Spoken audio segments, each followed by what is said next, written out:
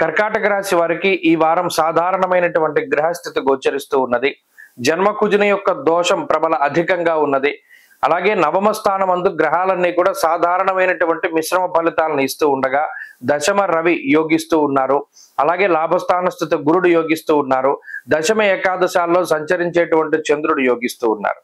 జ్యోతిష్ శాస్త్రమందు గోచార దశమ చంద్రుడికి చాలా గొప్ప శక్తి ఉన్నది. దశమస్థో యథా చంద్ర యత్ర కార్యార్థ సాధనం అని శాస్త్రం చెప్పింది.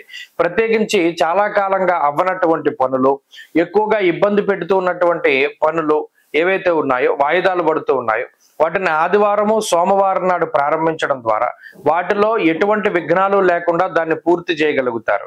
ప్రత్యేకించి సరళమైనటువంటి పద్ధతిలో ముందుకు తీసుకెళ్లిపోతూ ఉంటుంది గ్రహస్థితి. దశమంలో రవిచంద్రుల యొక్క కలయిక, ప్రత్యేకించి అమావాస్య దాటిన తర్వాత వచ్చేటువంటి మొదటి 4 రోజుల్లోనూ కర్కాటక రాశి వారి యొక్క స్థితిగతులు చాలా బాగున్నాయి. అంటే వృత్తి ఉద్యోగాల్లో ఎదుగుదల గోచరిస్తూ ఉన్నది. అలాగే సంతానపరమైనటువంటి ఉన్నతి కనబడుతూ ఉన్నది. అలాగే వ్యాపారపరమైనటువంటి లాభం కనబడుతూ ఉన్నది.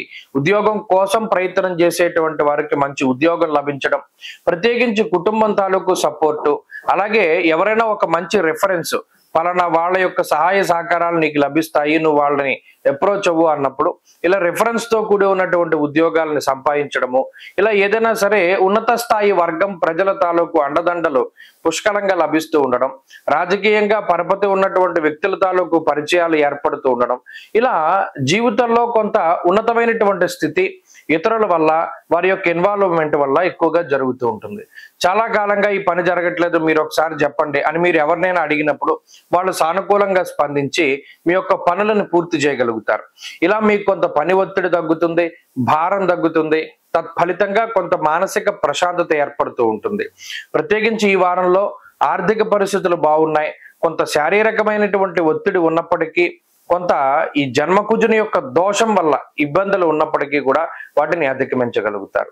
ఈ వారంలో కర్కాటక రాశి వారు మరింత అనుకూలమైనటువంటి ఫలితాలని సాధించడానికై లక్ష్మీ నృసింహ కరావలంబ స్తోత్రాన్ని ప్రతినిత్యం పారాయణ చేయడం చెప్పదగినటువంటి సూచన. ఈ వారంలో కలిసొచ్చేటువంటి రోజు గురువారంగా చెప్పవచ్చును. అదృష్ట సంఖ్య 4, అదృష్ట వర్ణము పసుపు.